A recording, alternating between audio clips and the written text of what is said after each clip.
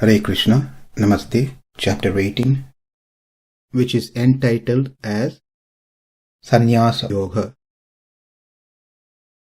Sloka 44. kṛṣi-go-rakṣya-vāṇijyaṁ vaiśya-karma svabhāva-jam paricaryātmakaṁ karma śūdrasyāpi svabhāva-jam. The first half of the sloka talks about the duties of a Vaishya and the second half about śūdras. Now let's see the meaning of the sloka. Kṛṣi, agriculture. The literal meaning is tilling the soil. Traditionally, the meaning is agriculture. The purpose of tilling the soil is to do agriculture. So kṛṣi means agriculture in this context. Go-rakṣya. Go means cattle. Rakṣya means protection. So protecting the cattle or tending to cattle. Alternatively, go also means money. Therefore, is protecting the money or lending it to earn interest. Vāṇijyaṁ, trading. That is buying and selling to earn money. kṛṣi-go-rakṣya-vāṇijyaṁ, svabhāva-jam, arising from their nature. vaiśya-karma, or the duties of the vaiśyas. paricaryātmakaṁ, karma, rendering service to the above three classes is the only duty. The above three classes are the Brahmana, Kshatriya and Vaiśyas. śūdrasyāpi, to the śūdras. svabhāva-jam is the natural occupation. The first half of the sloka said three duties for Vaiśyas: kṛṣi-go-rakṣya-vāṇijyaṁ. The second half is the duty of a śūdra, which is paricaryātmakaṁ, rendering service to the above three classes, is the only duty for the śūdras. Translation: farming, cow protection and business are the natural work for the Vaiśyas. The śūdras, their natural occupation is rendering service to the other three classes. Here in this sloka, it is not specifically mentioned that the śūdras' duties is to serve the other three classes. It just says paricarya, but we can learn from other sources of the scriptures service rendered to the other three classes. For example, to assist the Brahmana in yaga, the yaga needs bricks and other items that is taken care by the śūdras. To assist the Kshatriyas in making weapons and other things that's needed for a Kshatriya to perform his duty is done by śūdras, whereas assisting Vaiśyas in taking care of the cows, farming, etc. Swami Desikan in his commentary gives the meaning of śūdra. Two meanings. The first one is sochati iti śūdraha, one who get engaged in hardship by his body and worries about it.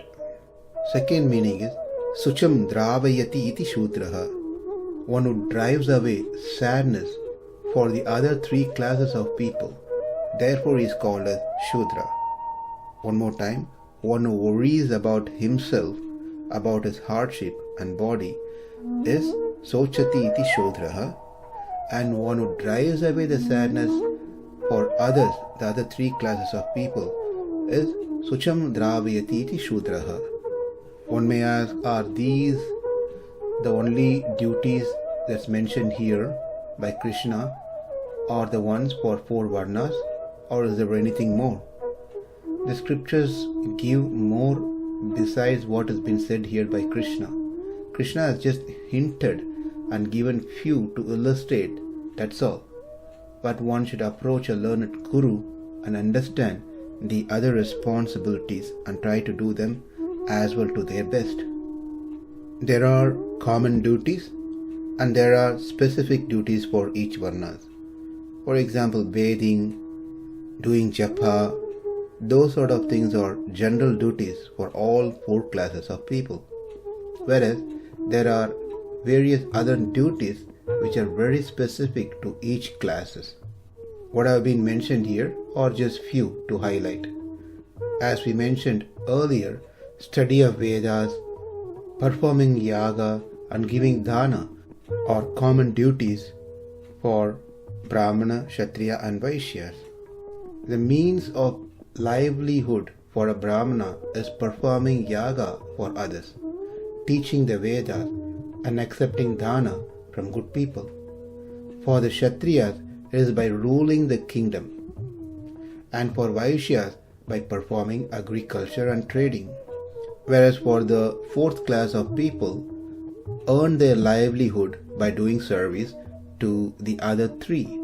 They do have duties such as bathing, chanting, taking up some services for the Lord at the temple, etc. But these are only to be undertaken with due permission from the other 3 classes, and especially without any hindrance to serving those 3 classes, and more importantly with the conviction that this is too is a form of service to them. And that's the intention of Krishna using this phrase paricaryātmakaṁ karma that concludes this sloka. Farming, cow protection and business are the natural work for the Vaiśyas, and for the śūdras there are labor and service to the other classes. Now let's summarize what we have seen so far in these set of 4 slokas. Krishna has explained in detail about the 4 varnas: Brahmana, Kshatriya, Vaishya and Śūdras. What are their karmas to be performed? What are the things that they need to do for their livelihood? Most important thing is that Krishna is the creator of this system, the system called Varnashrama. It is also true that Krishna created 4, whereas we created 400. If we had sticked on to Krishna's program, things would have been much better. Nevertheless, one cannot dismerit Krishna's system, because no one else can create this system. It is Krishna who has created this system, and that shouldn't be hard to understand. No one decides what birth they wanted to take, which varna they wanted to be born into. There's no choice for the individuals. That is to say, we don't get a choice to choose what type of body that we want at the time of birth. It is due to men and women's desire. They do a certain activity, and as a result, without our desire, we get birth. That couple is only cause for their act together. A man and a woman are the cause of their act, but they are not the cause of what type of child they get or may get. Also, it is true that it is not always the case that just because a man and woman union, they will for sure get a child. But when they get a child, it is not that they decide how the child must be born. Nowadays, when we want to purchase a product or a house or a car, you can customize them. There are many options: what color, what type of seat, with a moon roof or without moon roof. But to get a child, one does not have, the parents does not have choice to customize their child. If that choice has been given, we know what the parents would customize that to. Every single parents want their child to be the best in every single thing. They want their child to be knower of everything, defectless, good looking, etc. A mother conceiving the child is completely based on the will of the Lord. Once a child is conceived, the parents or the mother especially doesn't have any choice to change the configuration of the child. It is what it is. They have no control over it. It's all under the supervision of the Lord. Also, the ratio of gunas within each of the child is also under the supervision of the Lord. But the Lord does that based on that Jivatma's anadikala karma. He does not randomly make this. That some of them may be born in Sattva Guna, some of them may be born in Rajoguna and Tamoguna. The Lord does this very meticulously without any partiality based on that living entity's karmas, previous karmas. But the living entities fail to understand and realize that they have a proprietor, they have a owner. They fail to understand and realize that the Lord has given them Shastra by which they are supposed to learn and follow their respective duties. They fail to understand and realize that by not following the instructions or by doing contrary thing to that of the scriptures, they are committing sins. They don't understand that for the mistakes and sins they will be punished. We have heard and know that for different types of mistakes, crimes, there are different types of prisons. Similarly, for the sins of the living entity, they get body accordingly. Like different jail for different crimes, we get different body for different sins that we have committed, so that we can experience those punishments accordingly. This is how the Lord's creation works. The different types of bodies that we see in the world, Manushya, Deva, Mriga, Pakshi, Stavara, that is human, demigods, animals, birds, trees, plants, each of these body is rewarded to the Jivatma by the Lord based on that Jivatma's previous karma. And it is through this body that we have obtained, we experience the reaction of our past deeds. For those who sincerely try their best to abide the instructions of the Lord through the scriptures with some fear that Lord is watching them and they should not commit any mistakes, will earn punya and get a favorable body in their next life. Whereas the bodies like plant, trees, birds, animals, etc. is not favorable for one to spiritually progress. The reason is the jnana, the consciousness, is not luminous. Their jnana is mostly focused only on four things: eating, sleeping, mating and defending. It is only through the human form of life that one gets jnana that can think beyond these four activities.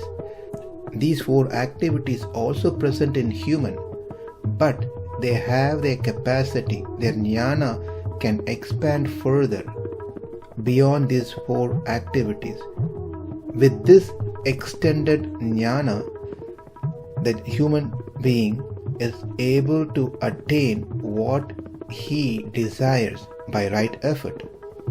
Each human desires to have a happy life, but the truth is he is not able to obtain the happiness all the time that he desires for. There are always obstacles. He gets disease through body, disease through mind, problems from other living entities, problems from supernatural power. Therefore, he is unable to find a solution for these things to continue be happy in this world. The longevity of happiness is very uncertain in this world, which makes an intelligent person to think deeply, contemplate on the faults of this world, and start searching for a remedy to get a permanent happiness. The permanent happiness is only possible when there are no problems. When one comes to this stage of life, by the causeless arrangement of the Lord, this person will come in contact with an elderly person, a saint, whom he starts inquiring options to solve the problems that he is facing so he can find a permanent happiness. That saintly person, with compassion, start instructing this person. You are not this body. This body is like a prison. You are imprisoned into this body because of your previous karmas. How a prisoner can't live a happy life inside the prison, likewise, one who is embodied will not be able to find a permanent happiness within this body, which is a prison. One may be in a cell A, one may be in cell B, one may be in cell C, irrespective of whatever the cell it may be, but they are all prisons. One may be having a beautiful, nice body, one may not have it. One may have a body with less disease, one may have a body with more disease, but they are all prisons. It's like a person is being bound by a golden chain. Another person is bound by a silver chain. Another person is bound by an iron chain. The person who is bound in a golden chain cannot say to the other two prisoners, saying, I am better than you both. The truth is, all three are bound. It doesn't matter whether it is gold, silver or iron. Likewise, it doesn't matter what type of body we have, what lifestyle we have, we are all prisoners. It is only those foolish people will think they are better than others. The saint continues his instruction, advises to this man that how a prisoner can reduce his stay in the prison by his proper behavior. Likewise, the embodied soul can reduce the future birth by his proper behavior. One follows the instruction given in the scripture by the Lord, changing one's bad behaviors and cultivating good and clean behaviors, repenting for the sins that you have committed in past and sincerely try to not commit any more sins. Lead a life with fear of the reaction for the misdeeds, and follow and execute the duties prescribed in the scriptures. By doing so, my dear child, the Lord's anger reduces. He forgives you, becomes pleased, and gives you happiness that will never diminish. The Guru continues to instruct, my dear boy, you seem to be intelligent. Realize that you are living in this body. You are not this body. This body will fall down one day or the other. As you live in this body, the senses in this perishable body, the eyes, nose, ears, etc., will pull you in all different directions, showing you the lower objects for sense gratification. Don't get cheated by that sense program. Control your senses. Don't become controlled by the senses. My dear child, do you understand why you got this body? Of course, you got this because of your previous karma, which you don't have control of it. But you can utilize this body in the service of the Lord. Work for Him. Therefore, use your eyes to see the beautiful divine form of the Lord. Use your ears to hear the pastimes and the glories of the Lord. Use your tongue to chant the names of the Lord. Use your feet to go to the temple. Use your hands to serve the deities and devotees. Use your body to pay obeisances at the lotus feet of the Lord. Understand, everything is executed by Him. You are just an instrument in His service. Do not expect anything for yourself. Simply pray to be engaged in His service. Understand, this is what the Lord is expecting from each one of us, and this is what He has instructed to everyone out of compassion. Those disciples who takes these instructions to their heart and apply seriously and sincerely attain good gati, destination. Those who take it light and ignore these instructions that they receive from their guru will continue to wander in this material world. Now the question comes, why some people able to accept the instructions from their guru and follow them as life and soul, whereas the others can't? By now we should know the answer, which we learnt in the 14th chapter, 17th sloka. Sattvat sanjayate jnanam. It is from Sattva-guna real knowledge develops. If one is dominated by Sattva-guna, then one will be in a position to take good advices from elders. We know that the body has 3 gunas. Based on our previous karma, each time each of these gunas takes precedence, comes to a top position, suppressing the other 2. When one is in peace, that means Sattva is dominated at that particular time. When one is active, agitated, that means Rajoguna is dominating at that time. When one feels lazy, sleepy, that means Tamoguna is dominating, suppressing the other 2.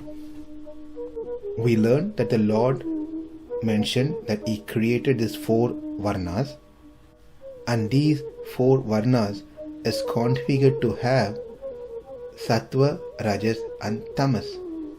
Brahmana has more of Sattva guna so that he can engage more into worship of the Lord, engage himself in service of the Lord. Therefore it becomes easy for him if he has a body which is of Sattva guna, dominated by Sattva guna. And this helps that person who has the body of a Brahmana which is dominated by Sattva guna to have a fear to follow the instructions given in the scripture by the Lord and to please the Lord. He doesn't get into competitive nature with others. Likewise, one get a body of a Kshatriya, Vaishya and Shudra based on the previous deeds. As we learnt, each of these varnas has their respective duties and livelihood to earn their money. Brahmana by performing yaga, teaching yaga and accepting donation. Kshatriya by protecting his citizens and collecting tax in proper means. The Vaiśyas by trading, agriculture and cow protection. And the Śūdras by serving and accepting charity from the other 3 classes. Therefore, one should understand everyone is under the purview of the Lord. Everyone is children of the Lord. No one is an orphan. One need not develop enmity with others. Rather, one should develop loving relationship with one another. And each one of us should work hard to get the grace of the Lord by pleasing Him. Every living entity should have just one goal. That is to please the Lord and to attain His lotus feet. If this is our primary goal, then we will not go in the wrong direction. We will not do wrong things.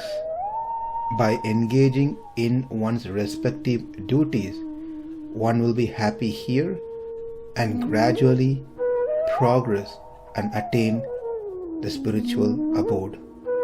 And this is what is explained in the next sloka. What will be the result when the duties performed as prescribed? We will learn about that in our next sloka. kṛṣi-go-rakṣya-vāṇijyaṁ vaiśya-karma svabhāva-jam paricaryātmakaṁ karma śūdrasyāpi svabhāva-jam. Namaste. Hare Krishna.